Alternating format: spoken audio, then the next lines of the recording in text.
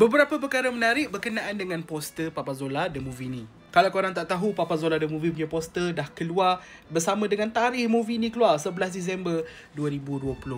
Jom tengok benda-benda yang menarik yang ada yang saya boleh bincangkan dalam video ni. Pertama sekali, karakter ni. Saya nak tanya korang, adakah ini buaya atau kura-kura?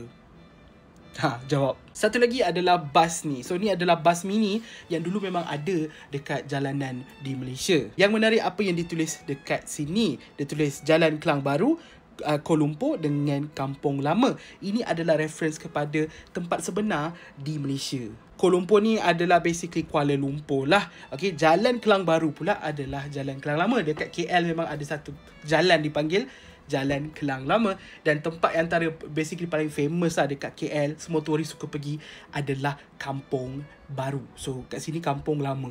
Okay, so bila dekat dunia sebenar Kampung Baru, dekat dalam movie ni Kampung Lama jadinya. Satu lagi yang last pasal Bobo Boy dengan Gopal. Besar ke peranan Bobo Boy dengan Gopal dalam filem ni sampai diorang masuk dalam kesemua trailer yang ada, ataupun Monster cuma letak diorang ni untuk jadikan penarik kepada peminat-peminat Bobo Boy? Apa pandangan korang? Komen juga pasal tu.